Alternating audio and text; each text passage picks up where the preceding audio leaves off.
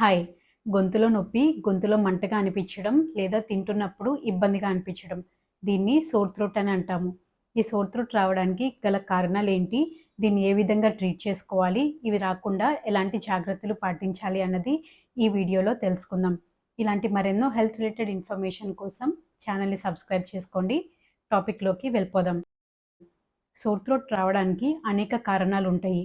వీటిలో ముఖ్య కారణం ఏంటి అంటే ఇన్ఫెక్షన్స్. ఈ ఇన్ఫెక్షన్స్ బ్యాక్టీరియల్ ఇన్ఫెక్షన్ అయినా ఉండొచ్చు, వైరల్ ఇన్ఫెక్షన్ అయినా అయి ఉండొచ్చు. రెండిటికి తేడా ఎలా తెలుసుకోవచ్చు అంటే బ్యాక్టీరియా వల్ల గనక సోర్ థ్రోట్ ప్రాబ్లమ్ వస్తే గొంతు నొప్పితో పాటు ఎక్కువ ఫీవర్ ఉండడం, బాడీ పెయిన్స్ ఉండడం, అలానే టాన్సిల్స్ ప్లేస్‌లో వైట్ ప్యాచెస్ అనేవి ఉంటాయి. ఇలా ఉన్నప్పుడు ఇది బ్యాక్టీరియల్ ఇన్ఫెక్షన్‌గా గుర్తించొచ్చు.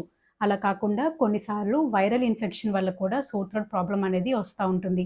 వీరిలో ముఖ్యంగా జలుబు, దగ్గు లాంటి సింప్టమ్స్ ఎక్కువగా ఉంటాయి. ఇవి మాత్రమే కాకుండా కొన్నిసార్లు ఎలర్జెన్స్ వల్ల కానీ, ఎక్కువ స్మోకింగ్ చేసే వారిలో కానీ ఈ సోర్ థ్రోట్ ప్రాబ్లమ్ అనేది వస్తూ ఉంటుంది. కేవలం సోర్ థ్రోట్ ప్రాబ్లమ్ మాత్రమే ఉన్నప్పుడు కొన్ని హోమ్ రెమెడీస్ పాటించడం వల్ల ఈ ప్రాబ్లమ్‌ని తగ్గించుకోవచ్చు. అందులో ఫస్ట్ వన్ ఏంటి అంటే సాల్ట్ వాటర్ గార్గ్లింగ్.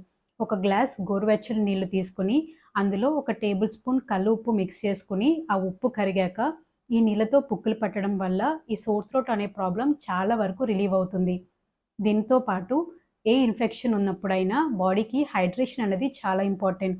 కాబట్టి నీళ్ళు అనేది ఎక్కువ తాగుతూ ఉండాలి. గోరువెచ్చని నీళ్లు తీసుకోవటం వల్ల, అలానే హెర్బల్ టీస్ కానీ, గ్రీన్ టీ లాంటివి కానీ, సొంటి మిరియాలు కలిపిన టీ లాంటివి కానీ, కడా టీ అంటారు, అలాంటివి కానీ తీసుకోవటం వల్ల ఈ గొంతు నొప్పి నుంచి చాలా వరకు రిలీఫ్ అనేది పొందవచ్చు.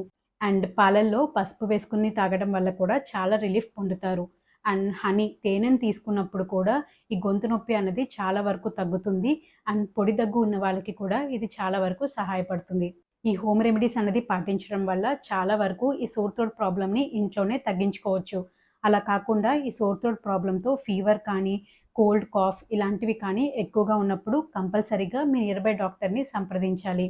అవసరమైతే వాళ్ళు లొసెంజెస్ అంటే స్ట్రెప్సిల్స్ లాంటివి ఉంటాయి కదా! అవి ఇస్తారు. వీటితో పాటు మౌత్ వాషెస్ అన్నది యూజ్ చేసుకుంటే చాలా వరకు రిలీఫ్‌గా ఉంటుంది. రెక్సిడిన్, పోవిరిన్స్ ఇలాంటి మౌత్ వాషెస్ యూజ్ చేసుకోవడం వల్ల కూడా చాలా వరకు రిలీఫ్ అన్నది ఉంటుంది. యూజువల్‌గా యాంటీ ఇన్‌ఫ్లమేటరీ మౌత్ వాష్ కొలోరా అని ఉంటుంది. ఈ మౌత్ వాష్ యూజ్ చేయటం వల్ల చాలా వరకు సోర్ థ్రోట్ ప్రాబ్లమ్ అన్నది తగ్గించుకోవచ్చు. ఒకవేళ ఈ sore throat problem bacterial infection వల్ల వస్తే యాంటీబయాటిక్స్ అనేవి ప్రిస్క్రైబ్ చేస్తారు. ఎజిథ్రోమైసిన్, ఎమాక్సిసిలిన్ లాంటి యాంటీబయాటిక్స్ యూజ్ చేయాల్సి ఉంటుంది. అలా కాకుండా వైరల్ ఇన్ఫెక్షన్ వల్ల ఈ సోర్ థ్రోట్ ప్రాబ్లమ్ గనక వస్తే అది సెల్ఫ్ లిమిటింగ్‌గా ఉంటుంది.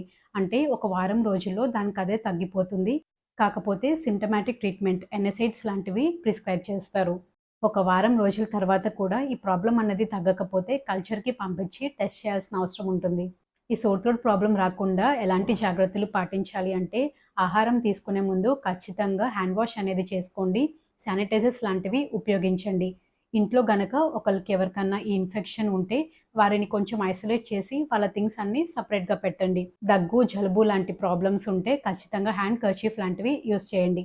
ఇలాంటి చిన్న చిన్న జాగ్రత్తలు పాటించడంతో ఒకరి నుంచి ఒకరికి ఈ ఇన్ఫెక్షన్ స్ప్రెడ్ అనేది స్టాప్ చేయొచ్చు. ఈ వీడియో గనక మీకు ఇన్ఫర్మేటివ్‌గా అనిపిస్తే లైక్ చేయండి, షేర్ చేయండి, సబ్స్క్రైబ్ చేయండి. This is doctor Rohita. Thank you.